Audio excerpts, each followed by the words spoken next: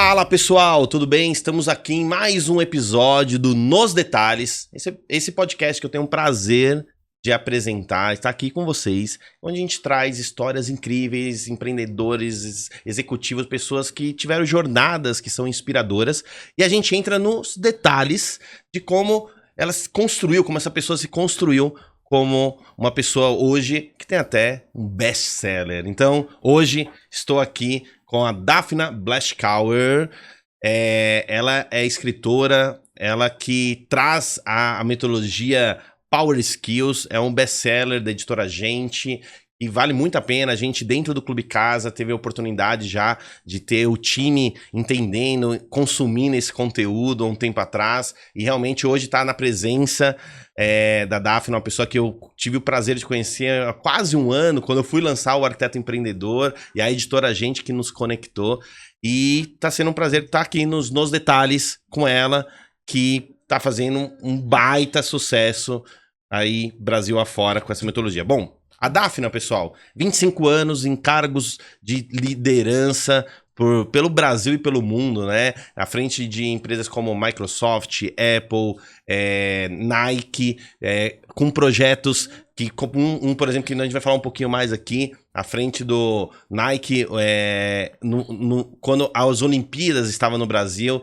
o projeto Nike Woman, isso? Perfeito, exato, liderando a ofensiva. E uma das coisas que eu achei incrível, o lançamento da Apple, do iPhone, quando a Apple trouxe para o Brasil essa grande novidade que foi um game changer, assim, no mercado como um todo, ela esteve também à frente disso e ajudou a distribuir ainda mais tudo isso. Então, hoje, estamos aqui com a Daphna, vou deixar ela se apresentar um pouquinho e falar. Daphna, muito obrigado por ter aceitado. Além de tudo, tricampeã paulista, campeã brasileira de tênis. Então, além dessa parte, dessa jornada incrível empreendedora, você tem um background muito forte no esporte, que a gente vai falar um pouquinho que isso tem muito a ver e se mistura em algum momento, né? Sem dúvida nenhuma, Thiago. Bom, super prazer estar aqui com você e com toda a sua audiência, multiplicando conhecimento e começar a me apresentar, é isso? Sim, por favor. Eu tentei fazer um spoiler, mas estava tão grande a biografia aqui que eu até quase me enrolei. Então eu vou deixar você se apresentar um pouquinho aqui. Tá bom, eu acho que a forma mais simples que eu gosto de me apresentar, Thiago, tem a ver com a nossa paixão por livros. Eu falo da minha história, são 25 anos na jornada executiva e 10 anos como atleta. Então, a forma mais simples e direta de resumir nessa largada é falar em capítulos, porque Perfeito. Eu sou apaixonada por livro e eu realmente acredito que a cada dia a gente tem a oportunidade de literalmente escrever uma nova página em branco, de desenvolver uma nova habilidade. A gente vai falar muito aqui hoje de Power Skills. Então são basicamente 3 grandes capítulos. O primeiro capítulo eu chamo do meu capítulo que é meu foundation, a minha fundação, é minha base, foi o que me modelou. Foram justamente esses meus 10 anos enquanto atleta. Você falou a parte, digamos assim, final da conquista, de ser tricampeã paulista de tênis, campeã brasileira. Mas o mais importante para mim foi o como é que eu cheguei lá. Perfeito. E ali para mim foi literalmente o meu MBA que eu digo, da vida. Eu incentivo todo mundo, estimulo a praticar esporte, a competir esporte. Você não precisa necessariamente se tornar um profissional, mas o esporte vai te trazer conhecimentos, literalmente, de habilidades que são determinantes na nossa vida, não apenas na carreira. Como, por exemplo, a disciplina, que eu falo no livro, eu falo que ela é a mãe de todas as habilidades. É através da disciplina que a gente constrói, literalmente, a nossa carreira. É através da disciplina que a gente constrói a nossa saúde. É através da disciplina que a gente desenvolve qualquer outra habilidade. Né? Eu até dando um corte, até as pessoas que me conhecem, com essa toda estrutura óssea aqui, eu já fui um atleta federado e tudo mais, né? Então, durante 6, 7 anos eu fui federado em handball. Bacana. Então, já viajei o Brasil inteiro, já tive... Então, acabei por N motivos deixando, mas eu realmente, quando eu fui ver no seu livro, eu me vi em muitas coisas, o quanto que a competição, olhando de uma forma saudável, eu uso elementos na minha vida hoje que veio por meio daquele esporte, principalmente a frustração, a gestão da frustração e também a gestão até de quando você ganha, a forma que você lida com o adversário. Então, eu tive esse capítulo que eu acabei não continuando da forma que deveria, mas puxando de orelha que não falta da minha esposa, mas eu tenho certeza que essa primeira parte, ela é fundamental, o esporte é a base muito grande, né, na construção da jornada, né? Sem dúvida nenhuma. Eu comecei falando da disciplina, porque ela é realmente a mãe de todas as skills, mas você trouxe outra.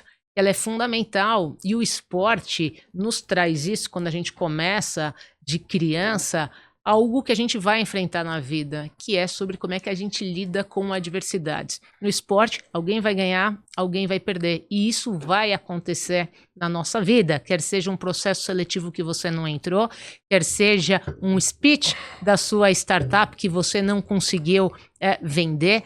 A vida, ela é feita de uma série de eventos de fracasso e de derrotas, e no esporte eu aprendi desde cedo a como é que eu encaro tanto o fracasso, a derrota e a vitória, que é tão importante quanto. E qual que foi a ótica, qual que foi, digamos assim, o meu aha moment nesse sentido, Thiago? Foi eu entender que o fracasso, óbvio, ele dói, né? Mas eu costumo dizer o seguinte, a dor mais a reflexão é igual a crescimento. Ou seja, a eu entender que meu fracasso, a minha derrota, é uma oportunidade de aprendizado. Significa que meu adversário, e se a gente extrapolar para o mundo corporativo, para o nosso dia a dia, da maioria das pessoas que estão escutando ou nos assistindo agora, é a gente entender que quando a gente perdeu um campeonato, quando a gente perdeu uma concorrência, perdeu uma venda, para mim a minha luzinha que acende o que eu posso melhorar? Tem algum gap? Alguém está fazendo melhor do que eu. Exatamente isso. E no tênis, que foi com o esporte que eu aprendi, foi, opa, será que é minha, para quem joga tênis aqui, será que foi meu forehand? Será que é meu voleio? Será que é meu jogo tático? Será que é resistência? E a mesma coisa no nosso dia a dia no mundo do trabalho. Então, eu estou trazendo só 2 exemplos de 2 habilidades, mas eu poderia ficar aqui no podcast só falando de esporte, com as habilidades. Eu pego aqui um gancho, eu acho que é isso, é uma coisa você saber lidar com o fracasso, outra que você aceitar ele e não fazer nada. Então, eu acho que tem uma coisa bem longe disso, né? Exato. Então, uma coisa é você saber lidar, mas você usa aquilo, você desseca aquilo, e aí você vai indo, e cada dia você vai buscando uma forma melhor de ser eficiente naquilo.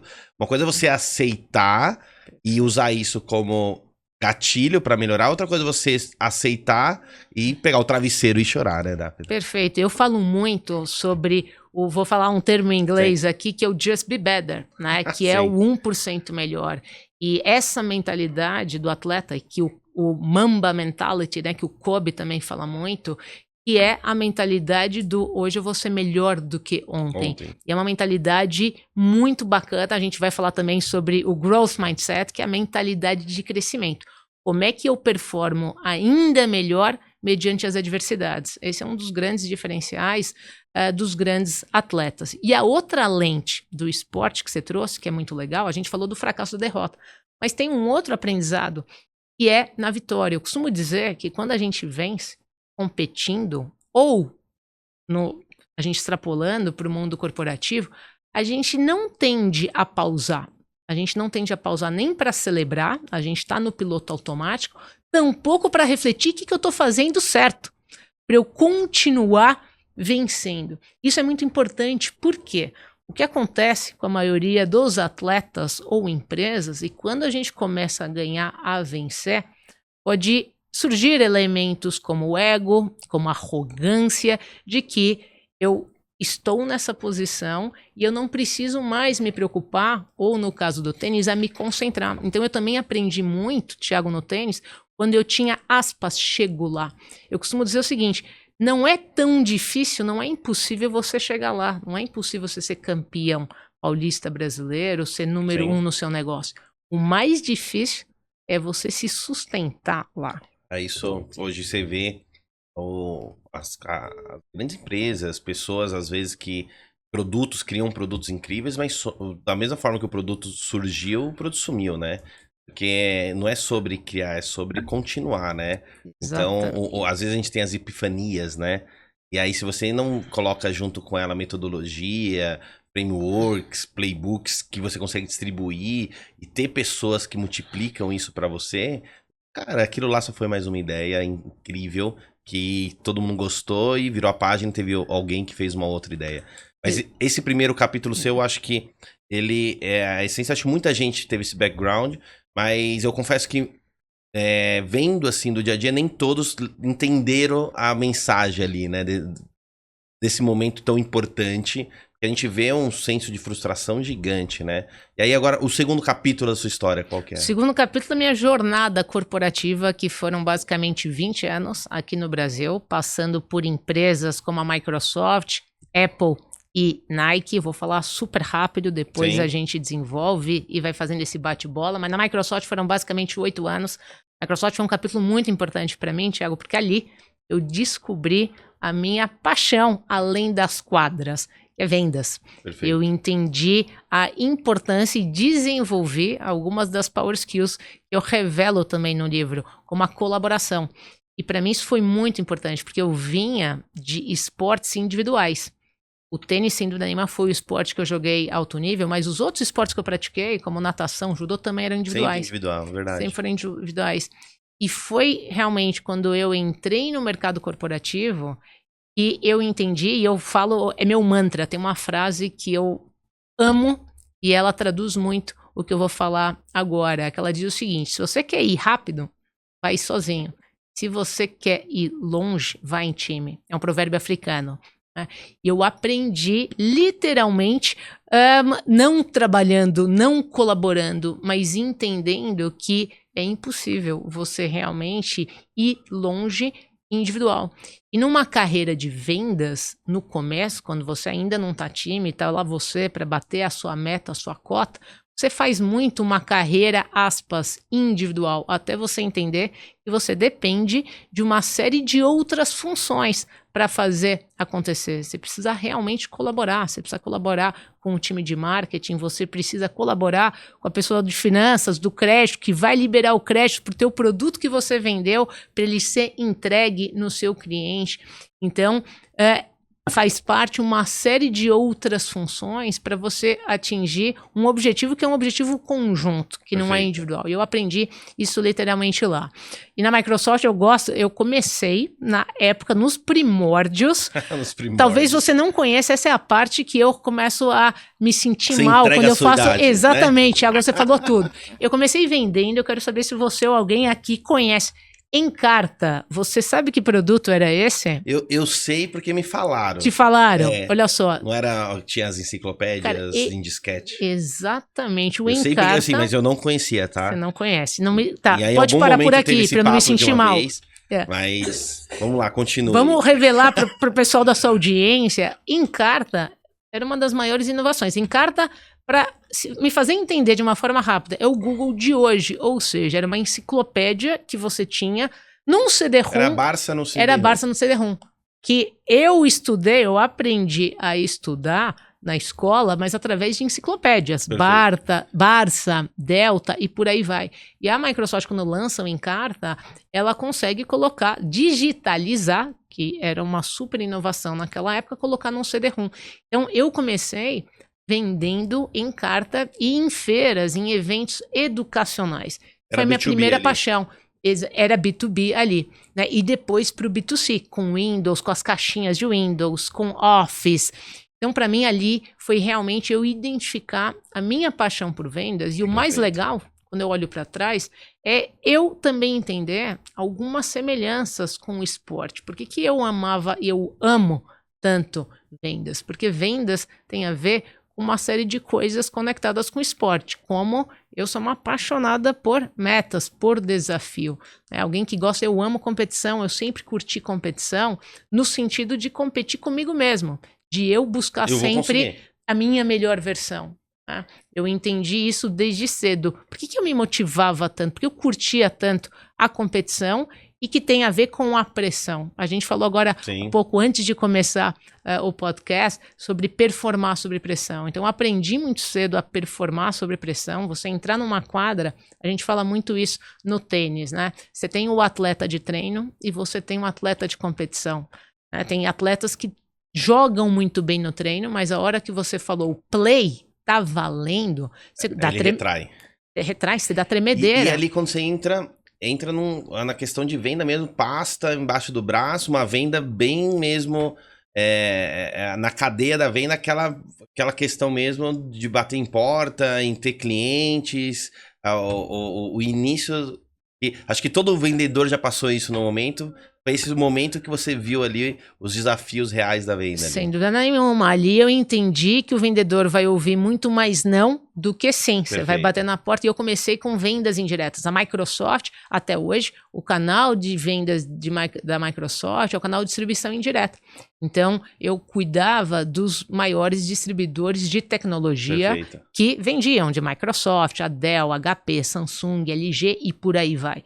E ali eu comecei a aprender na prática a importância de relacionamento, de comunicação, de entender a cadeia holística toda de vendas, da importância da escutativa, que eu também falo no livro. A gente acha normalmente, né, Tiago, que o vendedor é o cara que é o bom de papo, que é o bom de fala, e a maioria dos consumidores, ele ama comprar, ele não quer que alguém te empurre e faça o famoso empurrômetro. Você tem que criar o desejo. E ali eu comecei a entender, primeiro, que o mais importante de um bom vendedor não é sobre você, a sua comunicação do seu produto. Você primeiro precisa o E. Eu falo que são os 3 grandes E's do vendedor. O primeiro E é o E de escutar. Como é que você vai sair vendendo? Eu posso acreditar que o Windows, o Office, o Air Max, o iPad é o melhor produto da vida, mas melhor produto para quem? Para quem, né? É o famoso, todo mundo fala muito dessas buzzwords, né? Do customer centric. Mas no fim do dia, o customer centric começa aqui. Escutar. Se você escutar, você vende ou pela dor ou pelo desejo. Então, o consumidor está buscando esse aparelhinho aqui, o iPhone, por algum dos motivos. Só que você precisa escutar para você saber oferecer qual é o melhor produto ou serviço que você tem no teu portfólio. Porque uma pessoa que está buscando um celular, trabalha numa equipe de marketing, é diferente de uma que está buscando um celular só porque tem um filho mais novo e precisa ter um joguinho. Exatamente. Você tem o mesmo celular, mas o pitch, ele tem que ser construído de forma... O discurso, é como você fala a mesma coisa de formas totalmente diferentes. Eu acho que isso é a consequência de ter a escutativa, né? Que você Perfeito. Traz, né? E aí vai para o segundo E, que eu falo, quando as pessoas me falam, Dafna, o que é vendas para você? O primeiro E é o escutar. Por que eu escutar? Para você realmente, segundo E, entender qual é a oportunidade que você tem de realmente oferecer o produto core que vai resolver a dor ou vai criar o desejo. Quem escuta entende, né? Exatamente. Cara, isso é muito louco, hein, Nathan? Eu tenho visto cada coisa. Eu tenho construído até umas atinhas, umas reuniões que nem precisava de ata, porque às vezes você tem que até no final fazer aquele roll-upzinho assim, tipo, e aí, ficou claro os tópicos para todo mundo? Porque isso é um conflito que eu tenho percebido muito, o quanto a diferença de escutar e entender, né? Sem dúvida nenhuma. E ainda mais na venda, você lá com o seu cliente, o cara, ninguém gosta de comprar algo, mas todo mundo quer algo, são coisas engraçadas, e ao mesmo tempo vender é uma consequência. Às vezes a gente acha que vender é troca, né, de produto mercantil. Não, é troca do benefício. Então, cara, o que você está gerando de valor? O que você está conectando? E as pessoas não conseguem ver isso às vezes. Vou vender esse copo. Tá, mas é um copo, Thiago, que benefício. Cara, mas é um copo, tá aqui no podcast, ele é mais bonito que o outro. Tinha outro copo, nós compramos uma taça, porque fazia mais sentido. A Dafna tá vindo, tem que ser uma taça, não pode ser um copo de plástico. Porque você tem todo um porquê as coisas estão aqui. E olha, o pior que é interessante, você tá falando do terceiro E, que é o entreter. Né? Então eu falo, primeiro você escuta, você entende, você entretém o seu consumidor após você realmente entender. E aí, obviamente, o maior output de um vendedor é você fazer a conversão. Mas a maior realização que eu descobri enquanto vendas, é o desafio. É o desafio, né? Exatamente. É o desafio, eu sou movida a desafio. Então, eu faço a conexão com a meta. né? Eu digo que o vendedor, você não tem o retrovisor, né? Você não tem passado, você não tem histórico. Você virou um mês, bateu o mês de fevereiro, março, zerou. A história começa de novo. Certo? A história começa de novo. E que equivale muito à vida do atleta. Você se tornou campeão paulista ou campeão brasileiro, zerou. Você tem que defender os seus pontos para você continuar. O próximo torneio começa do zero, né? Exatamente. E eu falo o seguinte: você não é aquela posição. Você está, né? Eu aprendi isso muito enquanto atleta, que conecta muito com a questão da humildade. Todo mundo também fala muito sobre humildade, e eu acho que a gente confunde um pouco o termo da humildade. Tem uma curiosidade aqui. A humildade vem da origem humus, que significa estamos todos sob o mesmo solo. E o que significa humildade para mim? Thiago, eu acho que aqui no Brasil a gente confunde um pouco humildade, e a gente acha que é um voto de castidade, de não ter bens materiais. Não tem nada a ver com isso. Humildade tem muito mais a ver com a atitude que nós temos em relação aos outros. Por isso essa beleza semântica de estamos todos sob o mesmo solo. Eu fiz judô. E o judô é exatamente isso. No tatame, você entrou no tatame, não importa qual que é a sua faixa, não importa qual que é seu gênero, não importa qual que é a sua opção sexual, qual que é a sua raça. Você está no tatame, tá todo mundo igual. Você vai estar lutando com o mesmo nível de respeito com o adversário, qualquer que seja a religião, cor, opinião, opção sexual e por aí vai. E essa humildade extrapola para sua carreira, porque eu conecto com a minha fala de agora há pouco, de você entender que você não é aquela posição, você está. Você está. Eu acho que esse é o maior... eu estou à frente hoje do clube e essa é uma sensação, um exercício constante, né? Porque é uma forma que a gente tem de, tipo, cara, o que nós fazemos nós somos... O que a gente constrói, mas o que nós constrói não é o que nós somos, né? Tipo, não é porque eu construí o clube que ele diz muito sobre mim, mas o clube ele tem uma vida própria e se eu não todo dia melhorar, se eu não tá aqui inovando, se eu não tá me conectando com pessoas, eu não posso me apegar ao que eu construí, né? Eu tenho que me apegar ao que eu ainda tem pra vir e construir. E tem uma vez eu tava escutando um podcast, eu não lembro aonde, e aí ele tá falando sobre o desafio da humildade, né? Porque hoje também tem as pessoas que estão usando assim, nossa, você não é humilde.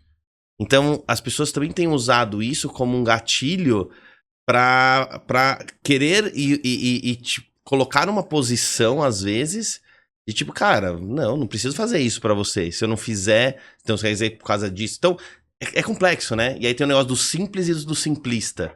Então, nem tem gente com muita grana que é simples. Mas não precisa ser simplista, não precisa estar com a camisa rasgada, não precisa estar ferrado, não precisa... Não, o cara pode ser um cara simples, tendo tudo isso. É só um cara ter humildade, empatia, conexão, ouvir e aí por diante, né? Acho que é meio maluco isso. E a sua atitude, principalmente em relação aos outros, né? Tem uma das definições de liderança, a gente vai falar um pouco sobre esse tema, mas conectando com humildade, que eu entendo que é uma das características mais importantes de um líder. Em que sentido? Para mim, a liderança, quando a gente fala de liderar, por exemplo, conecta com o que você, na posição do líder, está fazendo quando ninguém está te vendo. Então, esse é o ápice, né? De tipo, esse é o ápice. Caráter que a gente fala, né? Exatamente. Porque é muito isso. E aí, eu até escrevi uma palavra que é a palavra que eu acho que mais tem usado, congruência, né? E como a gente tem várias formas hoje de olhar a mesma pessoa, então ela é aqui, o cara nas redes, que é com a família, tudo mais. E aí, quando ela tá com um garçom que deixou cair o negócio, e aí você vê que você tem pessoas que elas não é a mesma pessoa. Dependendo de quem tá com ela é uma pessoa. E isso não traz essa congruência. Então, acho que os maiores desafios, e pra mim é o que eu batalho todos os dias, é ser congruente em tudo que eu faço. Então, eu sou essa pessoa que tá aqui com você. Amanhã, se a gente tiver com um estagiário, depois se eu tiver dando uma palestra, se eu tiver com a minha família, eu acho que, eu tenho certeza, né? Eu acho que isso é o que constrói e ajuda a gente ter essa liderança empática. E aí, a gente tá falando de Microsoft, você falou que esses foram os principais pilares pra gente já pulando. E aí, na sequência, você teve um novo desafio, qual foi? Exato. Eu vou fazer um fast forward, Isso. porque eu tive outras duas empresas nesse meio do caminho, que foi a Symantec, Lexmark, mas vamos para o capítulo da Apple, que é o capítulo que desperta maior interesse, normalmente, das pessoas. Eu entro na Apple como diretora de vendas. Legal. E o mais interessante, Thiago, é do momento. Eu entro na Apple no momento que ela era basicamente uma startup de 30 funcionários vendendo Os computadores exclusivamente Macs, iPod, lembra de iPod? Sim. E acessórios, e super nichada para agência de marketing. E quando eu fui contratada para essa posição, eu não sabia, eu soube depois, conversando com o country manager na época, que hoje é meu amigo, um querido, esteve no lançamento do livro, o Shapiro, que disse o seguinte: o grande objetivo na minha contratação, vindo com o meu background, a minha experiência de canais de distribuição da Microsoft, era o de justamente fazer toda a parte de desenvolvimento do que a gente chama das highways, das estradas, para abrir os canais de distribuição para os produtos, fazer o lançamento dos grandes produtos que iam dar mais acesso aos consumidores, como o iPad, o iPhone, certo? Então você sai de uma empresa que era super nichada, de agência de marketing, produto super desejado, premium, para você realmente tornar um produto de desejo mais acessível com o iPad e o iPhone. Então foi uma jornada deliciosa, incrível e muito intensa. E aqui uma curiosidade para você e para quem está nos vendo, escutando, né? Normalmente as pessoas acham, quando vem a minha carreira na ótica, Daphna, você saiu de 2 empresas de inovação, de tecnologia, você sai da Microsoft para a Apple, foi basicamente um plug and play, né? Tranquilo. E eu digo o seguinte, para surpresa da maioria das pessoas, a minha transição da Microsoft para a Apple, ela foi muito mais desafiadora do ponto de vista de cultura. A cultura é absurdamente diferente. Exato, do que da Apple para Nike, embora sejam segmentos completamente diferentes. E aí vou dar alguns elementos aqui para trazer um pouquinho de sós para quem está nos escutando. Primeiro, no que diz respeito ao tamanho da empresa. Então, eu saio de uma empresa, a Microsoft, quando ela estava basicamente no auge número 1, a venda de Windows, basicamente sendo o sistema operacional de todos os computadores, uma empresa de basicamente 300 funcionários, e vou para uma empresa de 30. Eu saio de uma empresa de processos com reuniões super cross-funcionais e eu vou para uma empresa onde basicamente não tinha processo. É a adaptabilidade surreal, adaptabilidade na veia, exatamente. E um outro ponto muito interessante. Eu saio de uma cultura, eu vou falar esse termo, você deve conhecer, não sei o quanto a sua audiência, uma cultura focada no sell-in, certo? Era uma venda por canal indireto, distribuidor, e eu vou para uma empresa onde a cultura e a métrica principal era o sell-out. E é sobre a obsessão, literalmente, do consumidor, da experiência. Dando uma aspas aqui, basicamente, o sell-in, então na Microsoft, era entrar dentro dos distribuidores com o software e produtos para os distribuidores fazer o sell-out. Então a responsabilidade do sell-out era o distribuidor. E aqui, na Apple, você tinha que gerar demanda para o consumidor final, para ele consumir nas lojas e nos canais diretos da Apple, total controle de sellout. E o jogo é 300% diferente, né? Completamente diferente. O jogo e o nível de pressão que você tem. Porque, vou dar um exemplo prático e tangível. Eu tinha calls semanais com o VP da América Latina, onde o nível de discussão, só para você entender, era sobre, vou falar um outro termo para quem é de vendas que vai entender, mas eu vou explicar, que é o famoso Weeks of Supply. A pergunta no qual era, Daphna, por que a loja Maceió, a Fast Shop, está com 14 semanas de inventário? Qual que é o plano para acelerar a venda e a gente ficar com 3, 4 semanas? Do iPad 16 GB na cor preta. E o que eu quero trazer com esse exemplo? É uma empresa que, literalmente, ela é obcecada por detalhe. Tem um mantra da Apple que eu também levo para minha vida. Falar em inglês, vou traduzir, é o famoso The Devil is on the Detail. E a empresa realmente respira isso, ou seja, o diabo está no detalhe.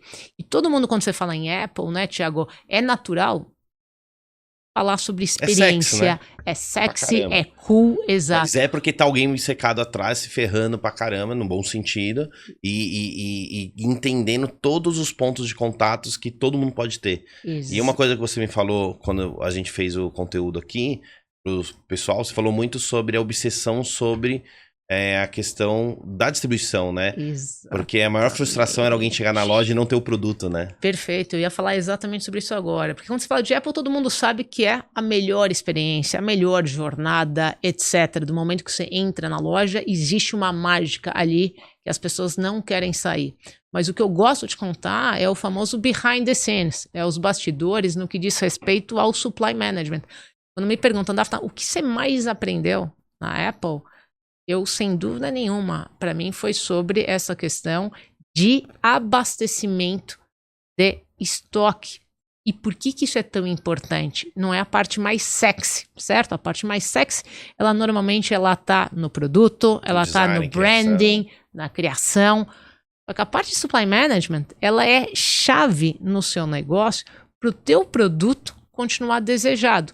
Por que a gente sempre, em todos os lançamentos da Apple ou de outras marcas icônicas, porque elas fazem o mesmo modelo, você tem os famosos quarteirões, filas nos quarteirões intermináveis a cada ano, isso se repete. Isso conecta muito óbvio, porque você tem um produto sexy, etc. Embora que a cada ano está cada vez mais desafiador, Sim, certo? Para você que não tem mais o que você integrar. No entanto, você continua despertando, tem o quê? Da escassez. E a escassez está relacionada a você gerenciar muito bem o estoque e a distribuição dos seus produtos. Gerenciar a escassez é diferente do que faltar produto. Você programou aquela escassez até o ponto do suficiente das pessoas que estavam na fila não se frustrarem, certo? E aí tem um exemplo que a gente tem no nosso setor, a construção trazendo, eu acho que é bacana. Às vezes eu vejo muita empresa gastando puta energia, canal de venda, relacionamento, fazendo viagem de experiências. E aí quando o se conecta com o setor, a entrega é tantos dias. Não tem o tal produto. Então, a energia tá tão focada nessa parte da comercial que essa parte administrativa de produto, de construção e de investimento, né, numa das licenças, porque tem várias licenças para operar, né? Aí tem uma metodologia que é bem legal, que é a licença para operar ali é diferente da licença para vencer. A Apple usa o que muita gente usa como licença para operar, que é ter o seu estoque organizado. Você tem que ter minimamente isso para operar uma loja de varejo. Mas ter o seu estoque na ponta do lápis, junto alinhado com o seu time de estratégia, marketing, venda, talvez pode ser tornado uma licença para vencer. Porque através disso ela conseguiu construir todo esse mindset de escassez, de produtos, de nunca frustrar o cliente. Então tem uma visão aí, né? Sem que eu acho dúvidas. que qualquer varejista hoje, você pega, o cara tá tão preocupado com a venda, mas qual a sua taxa de conversão que entrou? Como é que tá sendo a sua recorrência do cara que já comprou? Cara, você conhece essa pessoa que já é o seu cliente, ao ponto de você nem precisar de mais cliente, porque a recorrência, essa pessoa ela já vai se transformar e vir. Então, eu acho que tem muito isso. Você percebe muito isso nas consultorias que você faz? Sem dúvida. A Apple é um dos maiores cases. A gente que fala muito sobre o famoso conceito de ecossistema ou de flywheel, certo? O que acontece com o consumidor Apple, não à toa, ele é um Apple maníaco. E por mais que hoje, por exemplo, você tem opções, tecnicamente falando, se você comparar melhores, superiores ao iPhone, normalmente o consumidor de Apple, ele não troca, ele não sai, porque ele está locked, digamos assim, com o ecossistema. Ele provavelmente tem dentro de casa o seu Apple TV, que tem o seu Mac e que começou lá atrás com iTunes. Sim. Não sei se é da sua época, certo? Mas tudo isso integrado, né? Tudo isso integrado e com a melhor experiência, com o iCloud e por aí vai. Né? E hoje você tem uma Apple TV. Então, o conceito, para mim, genial, volta para a palavra mágica que se chama experiência do consumidor end-to-end. E às vezes a gente acha tão distante, mas pegando em escala, isso dá para se você colocar em qualquer produto, em qualquer mercado, é só dar um passo para trás e entender os pontos de conexão, contato, relação que o seu cliente tem com o seu produto, com a sua marca e fazer os 3 E's, né? Escutar, entender e buscar entreter. Então eu vejo muita gente entretendo de formas erradas porque não entendeu. Perfeito. Eu vejo muita gente escutando sem entender nada. Eu vejo muita gente achando que entendeu, que é da sua cabeça, mas não teve paciência para escutar. Perfeito. Meio maluco, né? Perfeito, Thiago. E tem um outro aprendizado que eu tive na Apple que vale reforçar, que são 4 palavrinhas e também é uma power skill, que é foco. Sem dúvida nenhuma, é a empresa mais focada que eu já trabalhei. E o Jobs, ele tem uma frase que é genial. As pessoas normalmente acham que foco é sobre você fazer aquilo que você tem que fazer. O Jobs falava que foco é muito mais sobre você saber falar não para aquilo que você não deve fazer. Porque na vida profissional pessoal... É simples e brutal. Vamos lá, repete. Então não é sobre saber o que tem que fazer, é sobre saber o que não tem que fazer. Basicamente é isso. Exatamente. E por quê? Porque cada vez mais, todos nós, na vida pessoal profissional, nós vamos ter uma série de oportunidades. E o que significam essas oportunidades no fim do dia? Distrações. Então, a definição que eu particularmente gosto de foco, e eu falo muito isso em podcast, no livro, simplificando, para mim, foco é a nossa capacidade de distinguir as poucas coisas essenciais das muitas triviais. E para isso, entra uma habilidade que eu particularmente tive muita dificuldade ao longo da minha jornada e que eu aprendi. Aliás, o livro é uma tradução do que eu aprendi. A gente já vai falar, ao longo a gente vai finalizar carreira. Falando sobre o mantra dos Power Skills. Pessoal, fica aí que eu trouxe aqui uma série de tópicos para dissecar para vocês, porque realmente é incrível. Mas voltando da sua carreira. Sobre o foco, uma das grandes habilidades que eu aprendi e que foi na dificuldade é a habilidade de falar não. Isso é brutal, muito difícil, né? E foco é sobre isso. É sobre você falar não para aquilo que não importa, para aquilo que não é essencial. E para isso, você realmente tem que saber distinguir o que é essencial do que é trivial. Ou falando uma expressão em inglês, o que move the needle. Porque muitas coisas na nossa vida, Thiago, elas vão ser atraentes. O que não significa que a gente não possa fazer todas elas. Eu digo, a gente pode fazer tudo. Porém, a gente não pode ser melhor em tudo. Ó, tem muitos ensinamentos podcast, mas tem um conteúdo que uma vez eu vi seu, você usou uma frase que eu achei muito bacana e eu já repeti ela algumas vezes.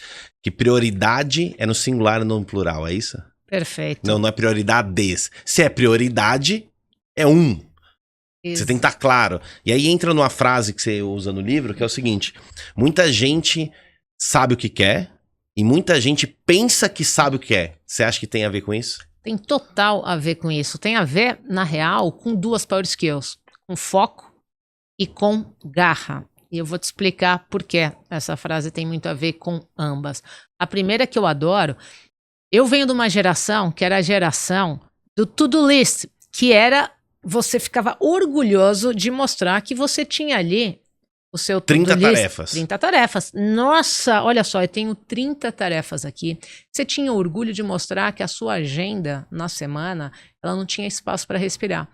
Eu venho dessa geração, que é a geração do multitask, do multitarefa. Isso era sexy, isso era quase que um símbolo, né, de você estar ocupado, que você é um excelente profissional. E eu fui desconstruindo, aprendendo. Não é sobre isso. Não é sobre eu ser a mais ocupada. Não se trata disso. E eu falo uma frase no livro que produtividade não é sobre você estar com a sua agenda ocupada. Produtividade é sobre você, no fim do dia, fazer aquilo que você deveria fazer. Simples como isso. E volta para essa palavra de a gente entender a origem da palavra prioridade, ela é no singular.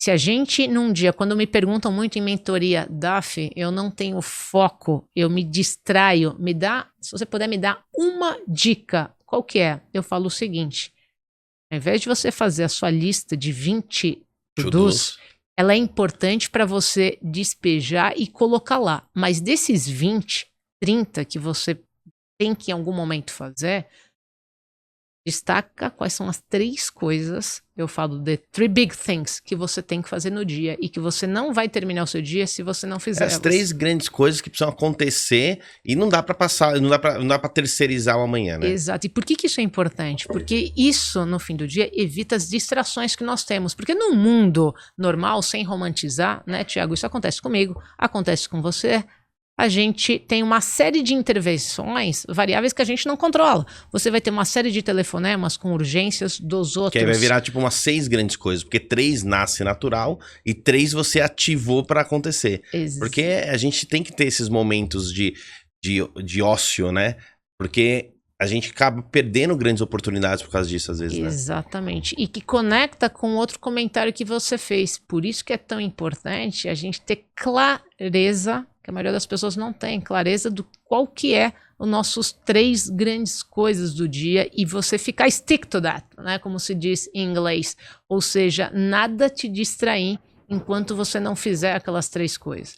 Agora, óbvio, falar é muito fácil, porque tem os desafios do dia a dia que são, as variáveis que a gente não controla, e volto para essa habilidade de saber falar não. Porque vão acontecer uma série de intervenções, solicitações no meio do caminho, e você vai ter que saber falar não de forma elegante. Você pode delegar para alguém no seu time, você pode negociar qual que é o prazo daquilo, porque pode parecer como uma prioridade, e se você não souber exatamente qual que é a sua, ela vai atropelar. Perfeito. Que é o que acontece com a maioria das pessoas. Porque você gerencia, porque no final é sobre gerenciar a expectativa.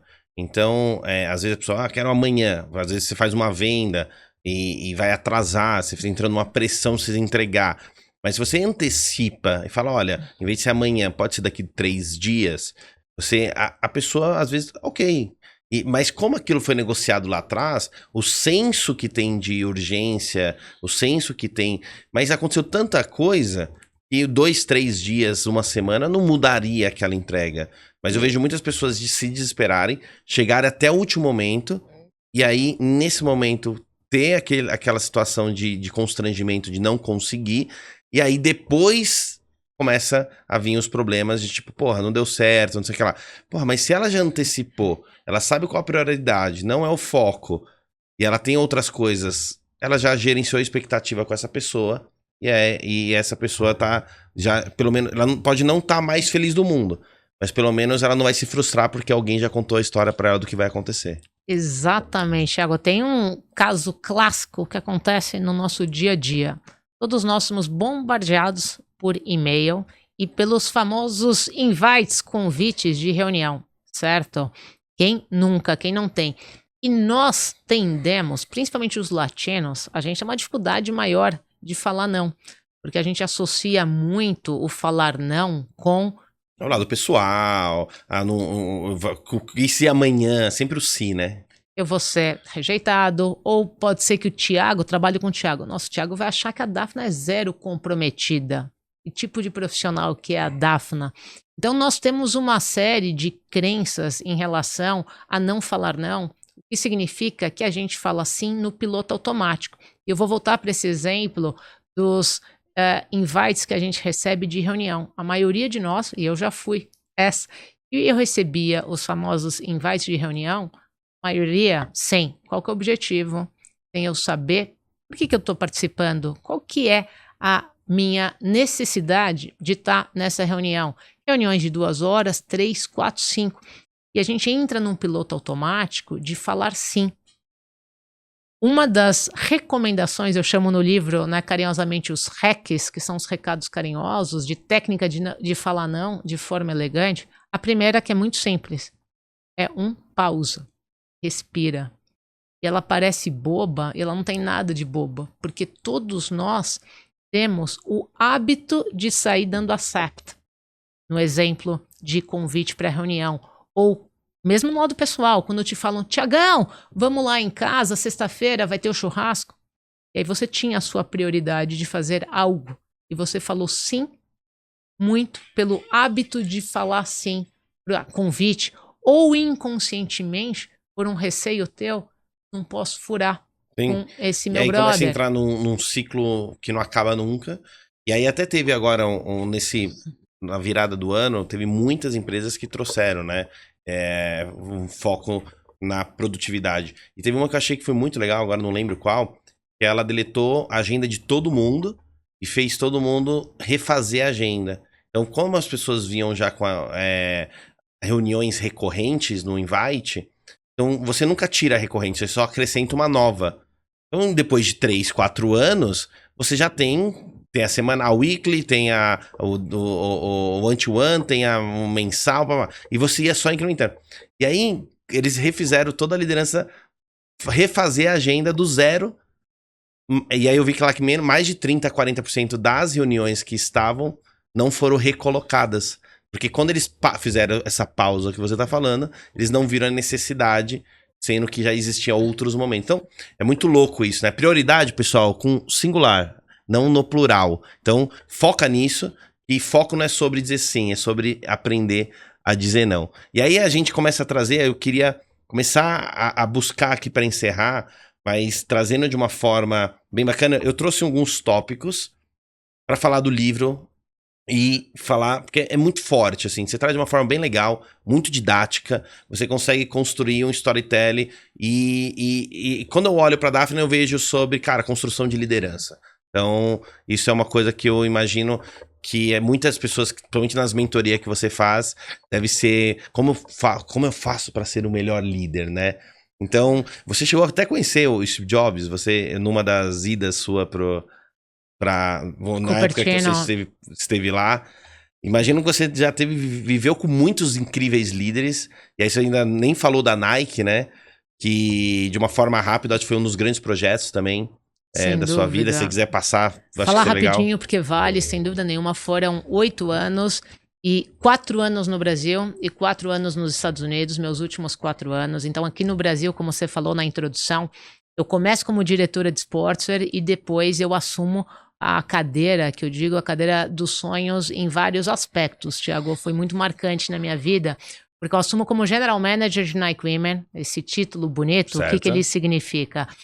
Responsável pelas funções de vendas, marketplace, por brand, por marketing e merchandising produto durante as Olimpíadas. E por que para mim foi tão marcante? Eu como apaixonada por esportes, eu como mulher e executiva, e era uma cadeira numa posição nova, não só no Brasil, mas Nike Inc., onde a Nike vira a chave para o olhar da consumidora mulher. A Nike, assim como a maioria das outras marcas esportivas até então, elas são muito male-driven, são muito masculinas, desde o que diz respeito à criação de produto. A maioria das reclamações que eu recebia das minhas amigas, ou eu mesmo como consumidor, é você chegar numa loja, clássico exemplo, mas não tem meu tamanho, é só masculino, não tem a minha cor. Perfeito. A mulher não se via ali. Esse é um exemplo do que diz respeito a merchandising, a produto. Um outro exemplo, você que adora isso também, sobre jornada de consumidor na loja. A forma como a mulher compra na loja é completamente diferente. A mulher, ela gosta principalmente de apparel. Desde quando provar, experimentar. Exatamente. Ali a gente começa a entender que a gente precisa fazer o famoso fitting room diferente para ela, ou de ela ter uma personal shopper. Então a gente começa a trazer alguns elementos. E de novo eu volto para minha cadeira de sonhos, porque eu sou essa mulher, né, apaixonada por esportes, executiva, consumidora, e no momento das Olimpíadas, ou seja, um dos maiores eventos esportivos do mundo, em que nós, Brasil, estávamos sendo os grandes hosts.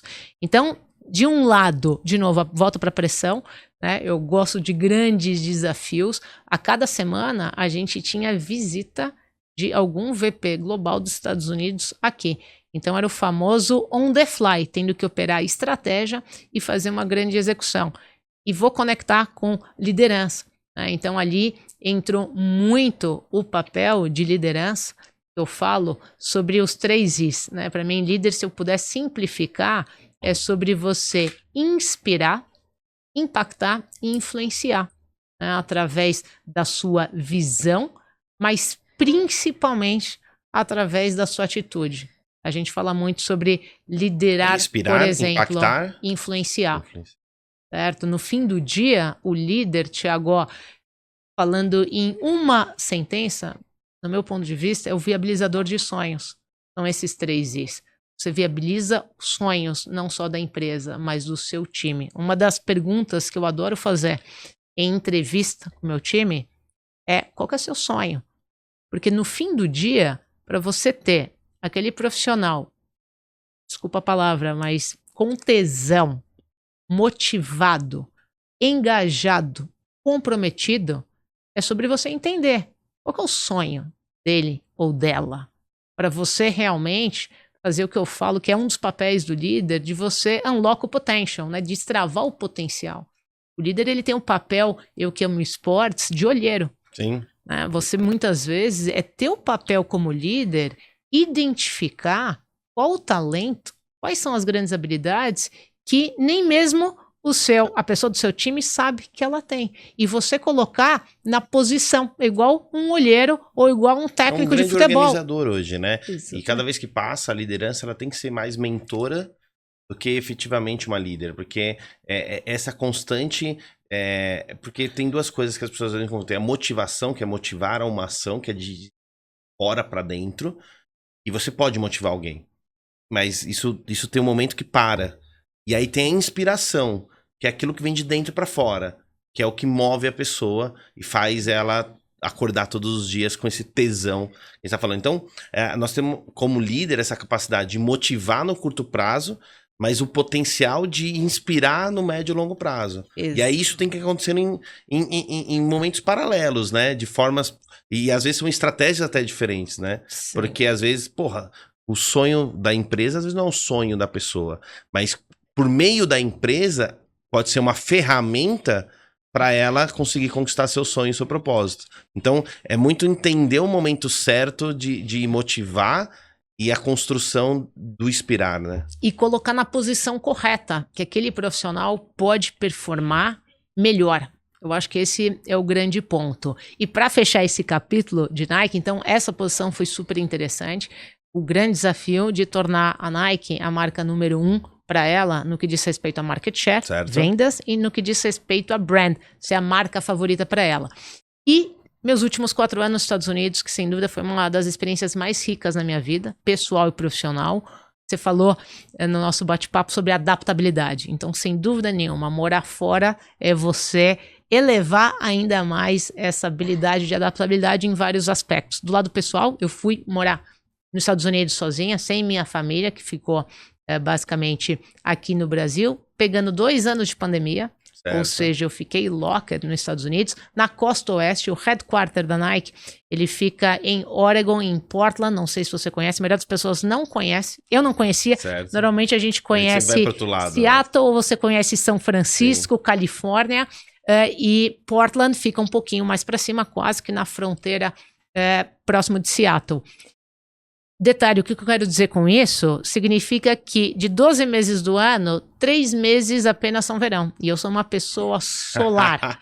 Então, de novo, entra desafio, a adaptabilidade, né? No que diz respeito à temperatura, a adaptabilidade no que diz respeito à cultura, a adaptabilidade no que diz respeito a você ser uma latina e falando uma outra língua, por mais... Porque não é nativa, né? Por mais que o seu inglês é excepcional, tem os hacks, tem toda a construção ali, que às vezes é diferente, o mindset. E a forma de falar, né, Thiago? Você que também fala muito com inglês, o americano, ele é muito sharp, ele é muito direto ao ponto. O latino, ele tem um quê mais emocional, ele tem um quê mais passional. Língua, né? Sobre a capacidade de cultura. Exato, que é se dar através da língua. Deixa eu te perguntar, pegando a palavra adaptabilidade, e aí acho que muita gente às vezes passa isso na vida.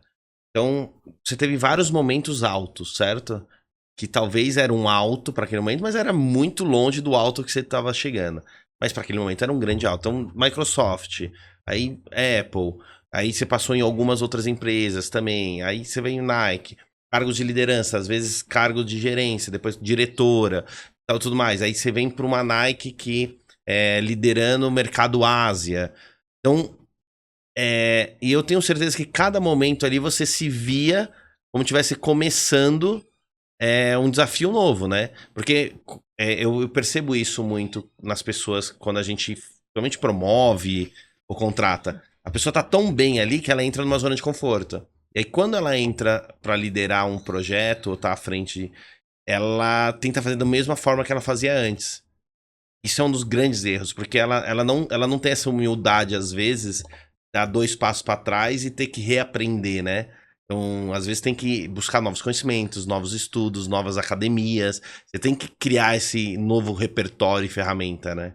Sem dúvida nenhuma. E esse, para mim, é um dos meus maiores baratos, que a gente fala muito em lifelong learning, né? Que no fim do dia é sobre desenvolvimento contínuo, né? O meu grande barato, meu grande tesão, eu volto para o começo que eu entendi. É eu me tornar minha melhor versão. E você se torna a sua melhor versão quando você realmente assume novos desafios. Assumir novos desafios, no fim do dia, Thiago, nada mais é do que você começar a fazer algo que você não sabia, que você vai ter que buscar realmente esses novos conhecimentos, que se dá de várias formas. E aí entra novamente, nós vamos falar sobre humildade. Porque o fato de você estar naquela posição, assumiu como diretora de vendas, Ásia Pacífico, América Latina, é claro que conecta com o currículo, a bagagem que eu construí, mas não significa que eu vou realmente desempenhar ou entregar o melhor resultado. Você tem que realmente entrar com a mentalidade do day one, de você estar começando com muita humildade, e eu falo muito isso em mentoria. Os primeiros 30 dias, eu defino um plano de 30, 60, 90 dias quando eu começo numa nova posição. E meus 30 primeiros dias, Thiago, é sobre as pessoas que estão lá. Elas têm o maior conhecimento. E às vezes elas já estão lá 10 anos, 5 anos e assim por diante. Exatamente. Então tem uma questão de humildade, respeito e de inteligência sua, de realmente buscar a maior fonte de conhecimento, estar realmente com o time que está lá. A sua bagagem, o seu olhar vindo de um outro mercado, de uma outra área, é que vai realmente aonde adicionar valor para junto com o time você realmente impactar e trazer o diferencial, o resultado. Perfeito. E é muito sobre isso, né? Sobre a pessoa ter essa humildade de entender. A gente, para fazer meio que uma visão rápida do livro, então, a gente está aqui com Power Skills, best-seller da editora Gente. Eu queria que a gente sintetizasse, eu separei umas 6, 7 tópicos, porque eu também não quero entregar o livro inteiro, né? Então, quem quiser, tá aqui. Perfeito. E vamos falar também sobre ele no evento, certo, Thiago? Exatamente. Então, vamos entregar tudo. Aí o que eu queria fazer? Então, eu queria alguns tópicos que eu acho que o que mais me marcou. E quando eu olho pra Daphne, eu vejo assim, como se construir como um líder? Acho que essa pergunta que te fazem muito. Quais são os principais pontos? Sem dúvida nenhuma. Primeira resposta é autenticidade. É sobre você ser você. Eu vejo muitas pessoas tentando se modelar ou copiar a pessoa A, B, C, D, E. E o fato é, Thiago, que o nosso time, as pessoas, todo mundo, é extremamente inteligente. Não adianta eu eu ser aquilo que eu não sou. Em relação a tudo, a forma de você se vestir, a forma de você falar. Por isso que é tão importante o liderar, por exemplo, liderar por atitude. Eu, como líder, eu não posso falar para o meu time que um dos pontos extremamente importantes para mim é a pontualidade, é chegar na hora, se eu não chego na hora. Eu não posso falar para o meu time que eu quero foco. Entra a congruência que não acontece de novo.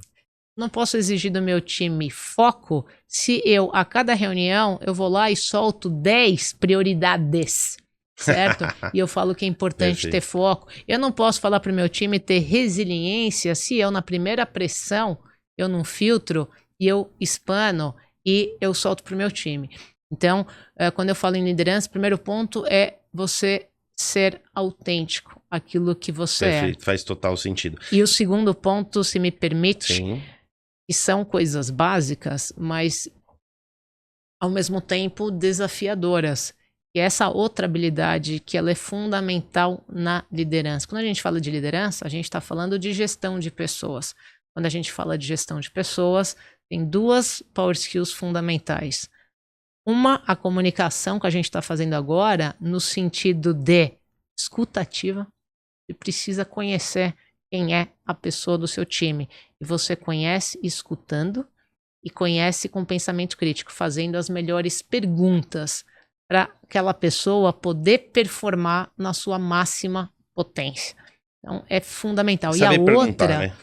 talvez você deva abordar também, mas é fundamental para a liderança, ainda mais nos dias atuais, que a gente vive um mundo extremamente polarizado e Sim. diverso, é sobre empatia. A gente fala muito da empatia como uma super buzzword, e eu confesso para você, eu mesmo, em posições de liderança, eu achava que eu sabia o que era liderança. O que era, desculpa, Que é empatia. Né? Mas na prática é totalmente diferente. Né? Eu fui entender o que era empatia, principalmente morando fora. Quando eu trabalho com um time multicultural, diverso em todos os sentidos, de coreano a japonês, a mexicano, a argentino, a tailandês, aonde eu entendi a importância de me colocar no lugar dos outros, quer seja por fuso horário, quer seja por dificuldade da língua, e principalmente, a gente acha que empatia, todo mundo normalmente conhece a empatia, eu vou falar agora um pouco mais técnica, mas é importante conhecer a empatia cognitiva. A empatia cognitiva é essa, de se colocar no lugar do outro. Mas é muito mais do que isso. É se colocar no lugar do outro sem julgamento. E essa é a parte mais difícil. Uma coisa é só eu me colocar no seu lugar, Thiago, a gente concordando com tudo.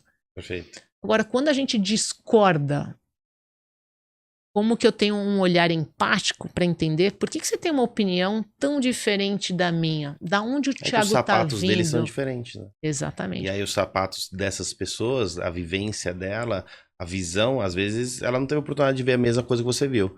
Então, faz total sentido ela ficar brava com isso, porque é a crença, é a estruturação familiar, e aí você entra aí entra outro podcast. Exatamente. E essa é a primeira, digamos assim, camada de empatia. Aí você tem a empatia, que a gente chama da empatia emocional, que é você compartilhar dos sentimentos do outro. Nós estamos numa conversa de negócios, você está tenso comigo.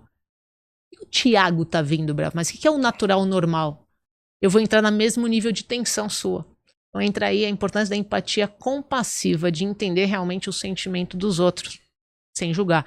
E o terceiro componente da empatia, que é a mais importante, que é a empatia compassiva, que é uma vez que eu entendi os seus pensamentos, por mais que sejam diferentes do meu, uma vez que eu compartilhei dos seus sentimentos, eu me colocar à disposição para trabalhar junto com você ou te ajudar naquela dor ou naquela diversidade de pensamento. Por isso que a empatia é tão desafiadora, porque começa em a gente realmente entender o que ela é.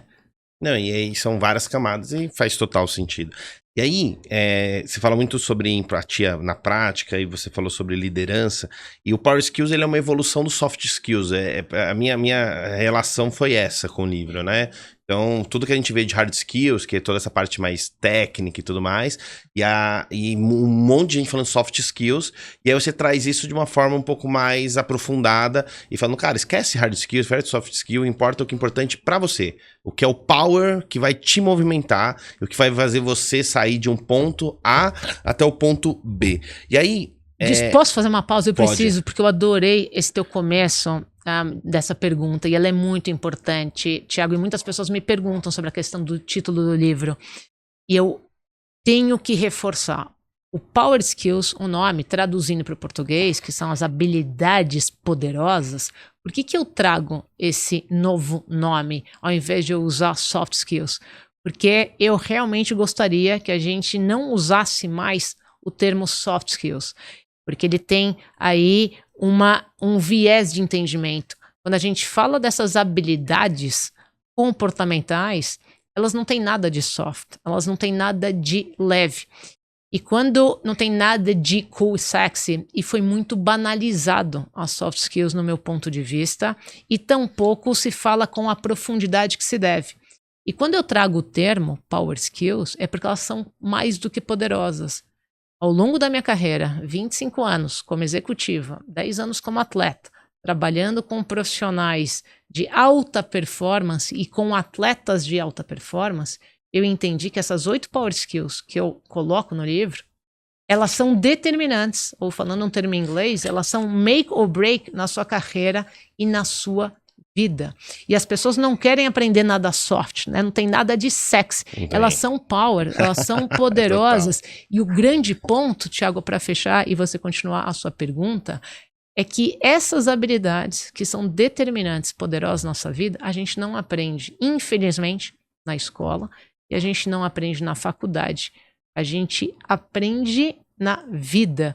E eu resolvo realmente fazer o livro, que é a forma não só de eu ter um alcance maior do que como executiva, mas principalmente de estruturar numa metodologia daquilo que eu aprendi, numa combinação de metodologia, né? Eu tenho um quê forte acadêmico, mas principalmente de prática, o que eu vivenciei, que é o skin on the game. Eu acho que tem que, aí pegando um pouco, eu acho que tem que ter intenção. Você aprende na vida, mas tem pessoas que vivem de uma forma tão passiva e orgânica a vida, que ela aprende. Mas, cara, a energia que ela vai pôr naquilo vai ser tão pouca que será que ela vai absorver? Então, quando você põe intenção nas coisas, eu acho que a intencionalidade é o que faz a pessoa realmente ter transformação, né? Então, se você tem intenção de melhorar, just be better, 1% ao dia, você vai buscando mecanismos e, com certeza, a construção. Então, antes, eu queria fechar com 2 coisas. Então, a segunda é você trazer aqui os 8 tópicos, as 8 palavras que dizem ali do Power Skills. E antes dela, eu queria fechar todo esse papo, que para mim é o que eu acredito que é um grande desafio de tudo que está acontecendo no mundo corporativo, que é a autorresponsabilidade.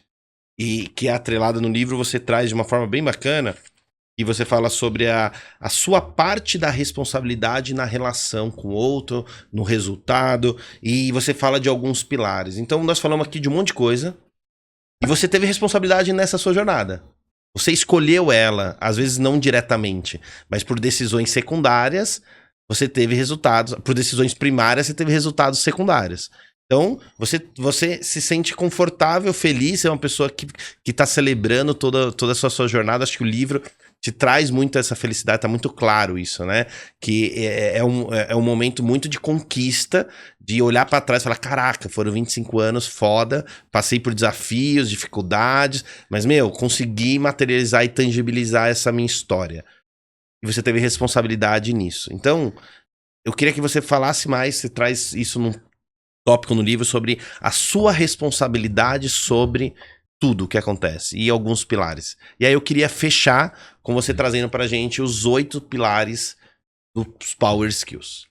Perfeito. Bom, acho que você capturou super bem a essência do livro. Quando a gente fala Power Skills, eu digo que é uma jornada de desenvolvimento e de autoconhecimento das habilidades-chave para você atingir a sua máxima potência. Porque para a gente atingir a nossa máxima potência, a gente precisa entender quais são as nossas fortalezas, quais são as áreas que nós precisamos desenvolver e principalmente aonde a gente quer chegar. E conecta com um dos pontos que você trouxe ao longo da conversa, que é ter clareza daquilo que a gente quer. Muitas pessoas acham que sabem o que elas querem, mas começa com essa clareza, porque a partir dessa clareza de objetivos, você vai identificar, será que eu tenho as habilidades que eu preciso para chegar lá? Ou quais são os meus gaps? Então esse é um ponto super importante. E o livro ele foi construído, Thiago, como eu digo, um building blocks, ou seja, uma construção, quase como uma gamificação. São 8 Power Skills, e elas têm uma sequência lógica. Claro que o leitor, ele pode ler o livro, e o livro foi feito para isso, como ele quiser, na ordem que ele quiser, na sequência de habilidade que ele quiser desenvolver. Eu digo que o livro é muito mais um guia. Eu acredito pelos feedbacks que eu recebo, e eu escrevi com essa intencionalidade, de ele ser um guia de referência para estar lá na sua cabeceira. Opa, tô com essa dificuldade aqui no trabalho, não estou conseguindo, estou com dificuldade de colaborar. Né? É um manual, exatamente. E voltando para esse conceito de gamificação, e respondendo a tua pergunta das 8 Power Skills, eu começo com o que eu digo que são as Core Power Skills. Se você tiver para qualquer coisa na vida, você precisa desenvolver a primeira habilidade, que é a mãe, que é a disciplina. Sem disciplina, a gente não faz aquilo que a gente precisa fazer quando tem que ser feito. Essa é a definição de disciplina. Fazer aquilo que você precisa fazer da melhor maneira possível e principalmente quando você não está com vontade de fazer. Perfeito. É aí que entra a que disciplina. É o dia que é a pegadinha, você vai fazer de qualquer jeito, porque você tem disciplina. Exatamente. Depois nós vamos para a segunda Power Skill, que nós falamos muito aqui, que é sobre o foco. Eu digo que o foco é o irmão gêmeo da disciplina, porque você primeiro precisa, numa linha de tempo, para ficar mais fácil para explicar, você começa com foco, que atividade você vai começar, e a disciplina é que vai te ajudar a você dar sequência e concluir e fazer aquilo, mesmo quando a gente não tem vontade. E eu adoro falar sobre isso, porque quem olha a minha trajetória, parece, e você vê essas grandes empresas ou cargos de desejo, parece que eu apenas fiz trabalhos ou funções que eram 100% legais. Não. Todo mundo, não importa a empresa que você esteja ou a posição, você vai ter que fazer muita coisa que não é legal, que é chata e que faz parte.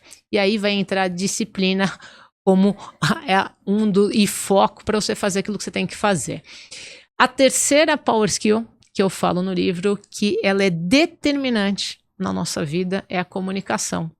É através da comunicação, um exemplo que eu adoro de passar numa mentoria no começo de carreira. Você pode ter um currículo, uma hard skill sensacional. Você pode falar 10 línguas. Quando você vai participar de um processo seletivo de uma empresa, normalmente são as hard skills, o pré-requisito que te ajuda a entrar nesse processo seletivo. No entanto, o currículo. No entanto, que se você atendeu aqueles pré-requisitos, no entanto, tem uma habilidade que ela é crítica para você passar num processo seletivo, e é a terceira Power Skill, que é a comunicação. Você tem uma janela de 1 hora, que é um processo seletivo normalmente, para você mostrar aonde que você vai adicionar valor, ou qual é o seu diferencial, o que você realmente deve ser o candidato escolhido. Isso é a comunicação. As pessoas também não entendem muito bem a importância da comunicação, ou acham que a comunicação é a comunicação verbal. Comunicação é verbal, é a escutativa, é sobre nossa linguagem corporal. Isso... Qual é a dica que você dá para quem tem muita dificuldade? Quebrando um pouquinho aqui as 8, porque eu acho que a comunicação, eu acredito não, tem muita gente que é muito boa, mas ela não é percebida como boa, por falta de uma boa comunicação. Perfeito. Ela passa por uma série de nuances. A primeira dela é adquirir o livro. Tô brincando, Power Skills. Mas respondendo aqui de uma forma direta, comunicação, assim como qualquer outra Power Skill, a beleza é que elas são treináveis. É sobre a prática e uma combinação com algo que é fundamental. É sobre feedback. Você primeiro precisa entender, ter o feedback do que você faz bem, o que você não faz. Então, quando você me diz, Daphna, preciso melhorar minha comunicação... É muito amplo, né? É muito amplo. Você precisa melhorar o que e para quê? Daphna, para fazer apresentação. Cara, minhas apresentações, mas para quem? Apresentação para uma audiência grande ou uma audiência pequena? É uma apresentação para C-level ou uma apresentação para gerentes? É uma apresentação para poucas pessoas ou muitas pessoas? Então, o primeiro ponto importante, a gente vai voltar para a palavra-chave que você trouxe, que é o autoconhecimento. E como que a gente tem o autoconhecimento? Uma das formas é a famosa ferramenta de feedback, 360 graus. Você primeiro precisa entender aonde você está naquela habilidade. O que você quer desenvolver, Thiago? Perfeito. E para que você quer desenvolver? As coisas são muito amplas, né? Exatamente. E a partir dali a gente vai entender. É mais a questão da sua escutativa? É mais a questão da sua linguagem corporal? É mais a questão da sua comunicação verbal? É mais a sua assertividade? É porque você é muito prolixo? Então, ela tem uma série de nuances e por isso que ela é realmente complexa. A quarta Power Skills? A quarta Power Skills é colaboração. Então, você percebe que ela tem um quê de gamificação, né? É sobre disciplina, foco, comunicação, e a gente vai para colaboração, e que conecta com um dos pontos que você adorou do livro que você trouxe algumas vezes. Foi exatamente nesse capítulo que eu trago esse ponto que é uma das dificuldades que todos nós temos, já tivemos e vamos ter, que é a dificuldade de colaborar com alguém que a gente não gosta no time. Isso não vai acontecer. Sempre tem alguém que você não bate o santo, né? Claro que sim, porque nós somos diferentes. E eu falo exatamente nessa hora sobre nós não nos vitimizarmos ou culpabilizarmos o outro. Não consigo fazer meu trabalho por causa do outro. É nossa responsabilidade de resolver isso. Então, se você não consegue colaborar com alguém no time, você primeiro precisa encontrar a solução para isso. Não vai resolver o fato de vocês simplesmente serem diferentes. Vocês precisam encontrar pontos de convergência, porque no fim do dia tem um objetivo em comum. Isso não significa que a gente tem que gostar de todo mundo. A gente não vai gostar de todo mundo, ou a gente não vai concordar com todo mundo. Que isso, inclusive, é positivo. É importante a gente ter diversidade. Mas você tem que aprender a construir com o diálogo e fazer e gerar o valor. Você tem que... Tem uma frase que eu gosto muito, que é assim, você pode conhecer o pior da pessoa, mas tem que esperar o melhor. Porque a pior coisa que existe é você já ter predisposições sobre alguém e você achar que tudo vai dar merda por causa de alguma situação específica que ocorreu ou te contaram. Perfeito. E essa predisposição, ela deixa as pessoas, elas fazem as pessoas perderem muita oportunidade. Então eu tenho essa frase que é assim, cara, te contaram uma história daquela pessoa, tem algum ponto ali, tem alguma coisa que não te conecta? Então tá, então você conhece, então você já gerenciou a sua expectativa. Então se ela fizer merda, você não vai se frustrar. Porque você já esperava aquilo. Cara, mas se ela não fizer, vai ser incrível. Porque você vai ter uma porta nova que abriu, você vai ter uma pessoa ali a mais trabalhando num projeto. Então é a capacidade de extrair das pessoas o melhor, quando até mesmo essas pessoas não acreditam que ela pode dar o melhor. Isso é muito foda. Sem dúvida nenhuma. E aí a gente vai para outra habilidade quando eu entro no capítulo sobre a importância para alta performance, que é a mentalidade de crescimento e a garra. E nós vamos para as duas habilidades finais no capítulo, na parte de liderança, onde eu falo sobre empatia e pensamento crítico. Não, e eu acho que é uma gamification, né? Fala de colaboração, comunicação, foco, disciplina, empatia, alta performance, pensamento crítico. Então, é uma forma que você conseguiu trazer como a pessoa pode realmente melhorar em vários aspectos. Se fosse aquele radar, né? Aquele gráfico radar, onde tivesse esses 8 pontos assim, e você conseguisse ter uma clareza de feedbacks, e onde está forte, onde está fraco, e tudo mais, e você...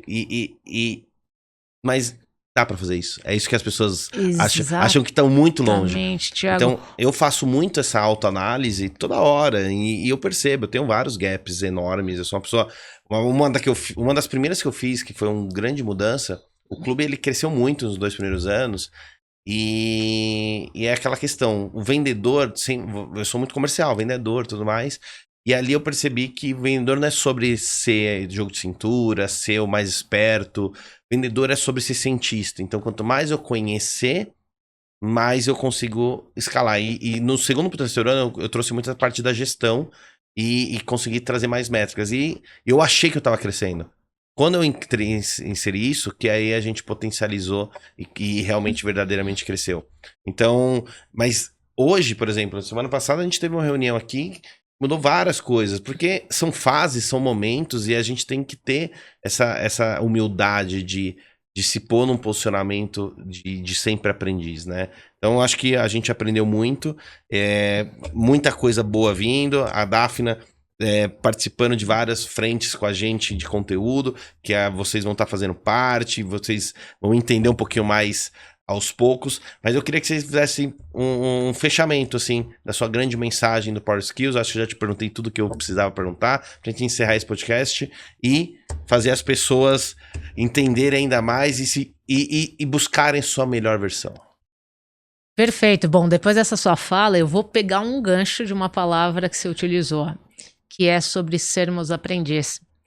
A gente falou muito sobre liderança, e uma das coisas que eu não abordei, e eu falo sobre liderança, liderar é sobre nós estarmos sempre no modo de eterno aprendizes. É sobre isso. É isso aí. Então, Pessoal, Daphna, muito obrigado. Parabéns pelo seu livro. Best-seller.